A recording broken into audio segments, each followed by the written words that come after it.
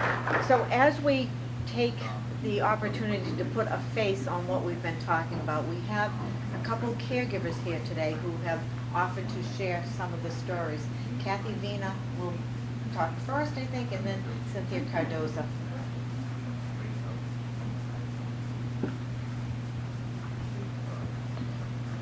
Good morning, everyone. It's a pleasure to be here, and thank you so much for your interest in creating a dementia-friendly community, because it is so important as a care partner to be able to feel supported by the community. So I'd like to put a face to Alzheimer's. I may be an unlikely person speaking before you, but my husband was older than I was. He was a retired professor. Excuse the old lady glasses. I'm going to read a little bit. But my husband loved life. He loved teaching. He loved his students. He loved painting in his studio, cooking for his friends and family, talking about life and art over cappuccinos. Dante was a small Italian man with a big presence. He filled the room. He was a real joy, and he had an extraordinary love for others. As a wife, a care partner, and a social worker, I was acutely aware of how individuals in the public arena interacted with my husband and I as we tried to continue living our lives with his diagnosis of Alzheimer's. My husband Dante was diagnosed with dementia of the Alzheimer's type 2 years after we were married in Italy.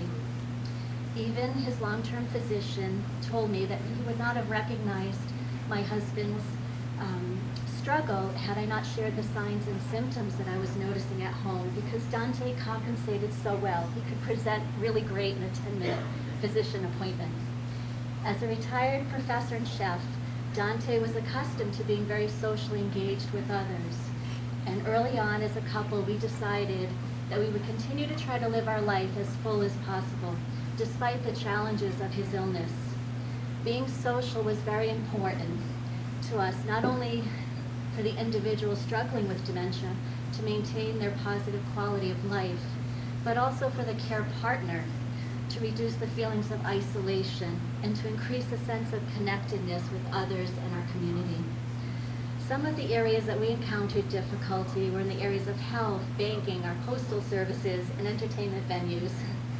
In terms of accessing health care, one experience that I remember distinctly was taking my husband to an urgent care appointment where, despite filling out the intake stating that my husband had Alzheimer's, we had a medical assistant come in, and this was a very uncomfortable and distressing experience for Dante. Having an assistant ask him his name, his birth date, in a quick succession, and not understanding why he was unable to answer these questions quickly enough or appropriately.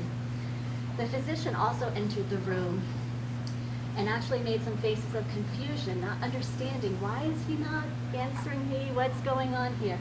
And unfortunately, he just didn't read my husband's history. And he treated him as if he was struggling with, MR. It was really an unfortunate situation. I had to inform him several times that he was struggling with Alzheimer's. It was also very difficult to feel nervous about going to the ER or urgent care due to injuries that my husband, who had a coexisting condition of a balance disorder, would often bruise his shoulders as he was trying to go to the bathroom, and he'd cross over and hit the molding on the door.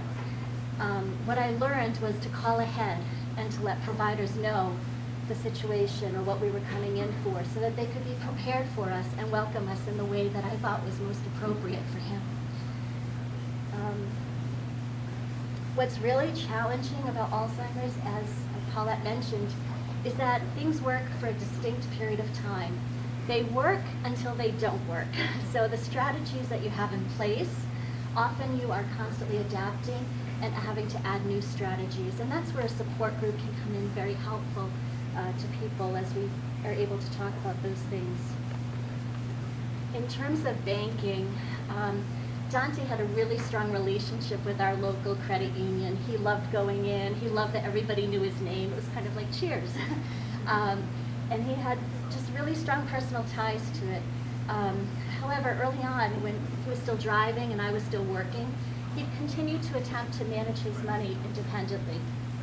and our finances as well. It was only until we moved into our own home together, we each had a house when we got married, that I realized our bills hadn't been paid for 6 months. That as we went through an audit because of his art business, I realized in getting the bank statements that $1,800 a month was going out of our home to sweepstakes and charitable organizations. Sometimes he would write checks in the same denomination to the same organization on the same day.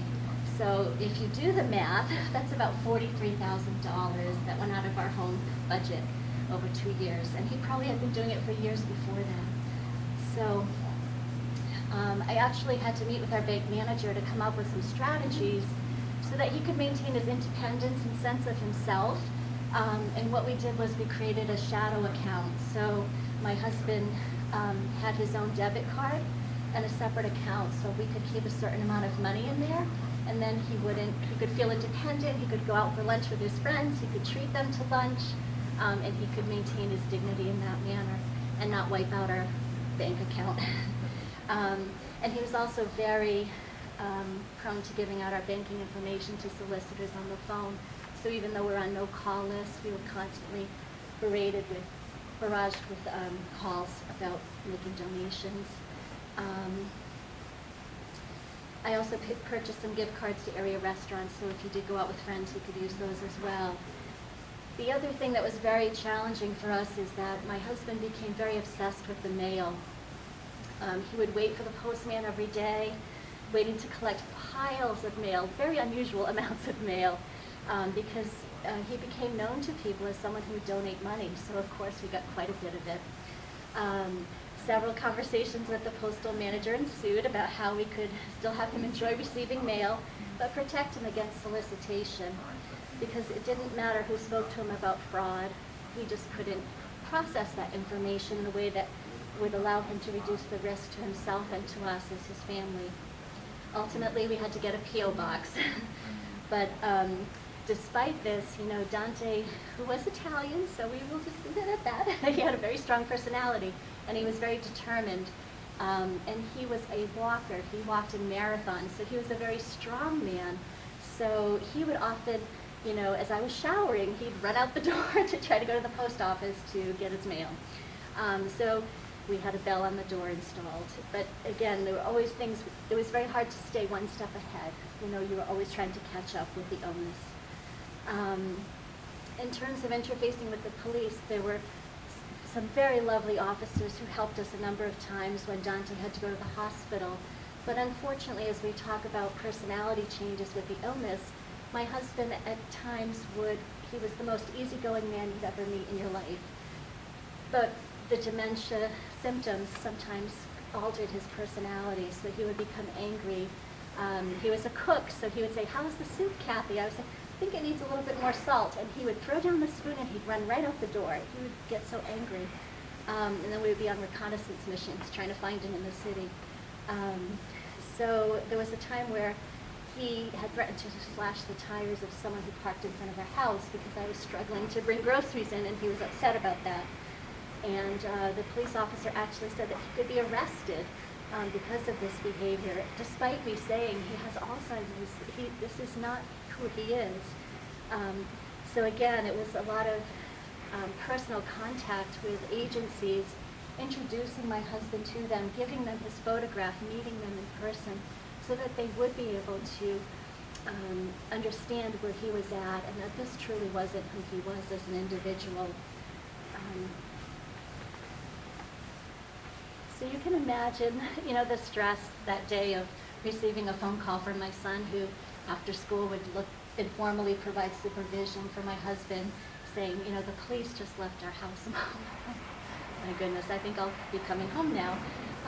It was just a very stressful time, and I think, if you can keep that in your mind, just how stressful it is for care partners to be in the position of always trying to manage everything as we're going along, and constantly having to adapt to new situations, new behaviors that sometimes ultimately have to be managed with medication.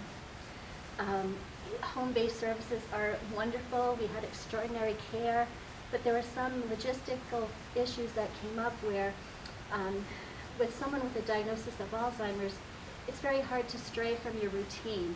So having someone say, you qualify for personal care, and oh, that's wonderful, thank you, I can take a little break from our 2-hour morning routine.